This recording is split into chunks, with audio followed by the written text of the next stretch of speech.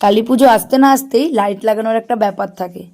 তো যত কাজকর্মই থাকুক না কেন, তাড়াহুড়ো করে কাজ ফেলে কতক্ষণে লাইটটা লাগাবো আগে সেই চিন্তা থাকে। তো লাইট লাগানো তো তাড়াহুড়ো করে হয়ে যায়, কিন্তু যেটা হয় না সেটা হচ্ছে লাইট খোলা। লাইট লাগানোর সময় যতটা মানে স্পিড থাকে, ইচ্ছা থাকে, আগ্রহ থাকে, লাইট খোলার সময় ততটাই বিরক্ত থাকে, মানে লেজি ভাব থাকে, মানে ইচ্ছা আর করে না। আজ খুলবো কাল খুলবো করে করে সময় চলে যায়। তো যাই হোক, কালী পুজো ভাইফোঁটা চলে গেল, ভাবলাম যে খুলবো, খোলা হলো না। চলে গেলাম জগদ্ধাত্রী পুজোতে ও বাড়ি থেকে ফিরে আসার পরেও দুদিন কেটে গেল, খোলার আর সময় পেলাম না। সত্যি কথা বলতে দুপুরবেলা রান্নাবান্না সেরে ভাবলাম একদিন যাই খুলে আসি, কিন্তু এত রোদ্দুর যে রোদের মধ্যে দাঁড়িয়ে দাঁড়িয়ে লাইট খোলা সম্ভব না।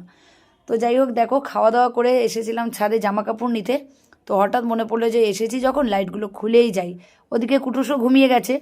যাই হোক, অসুবিধা নেই, কারণ এই সময় না খুলে নিয়ে গেলে না আবার পড়ে থাকবে, কবে যে খুলবো তার ঠিক নেই। আর আগে তো লাইট লাগাতেই পারতাম না, কাঠবেড়ালি কেটে কেটে একাকার করতো। এখন যেহেতু লিও 24 ঘন্টা ছাদেই বেশিরভাগ যাতায়াত করে, ওর যন্ত্রণাতে কাঠবেড়ালি কাক কিছুই বসতে পারে না। আগে পায়রাকে খেতে দিতাম, কত পায়রা আসতো, কিন্তু পায়রারাও এখন আসা বন্ধ করে দিচ্ছে, সারাদিন ছাদে পাহারাগিরি করবে। তো যাই হোক, লাইটগুলো মোটামুটি খুলে নিয়েছি। আর ওপাশ দিয়ে কিছুটা খুলেছি সকালবেলা এসে, আর এপাশে যে কটা বাকি ছিল সব খুলে নিলাম। তো কাঠবেড়ালি কাটে না ঠিক কথা, কিন্তু কখন আবার যদি কেটে দেয় পুরো লাইটটাই নষ্ট। আর করতে যখন হবেই করে নেওয়াই ভালো, ফেলে রেখে তো লাভ নেই, সেই আমাকেই খুলতে হবে, তার থেকে কি আর করা যাবে।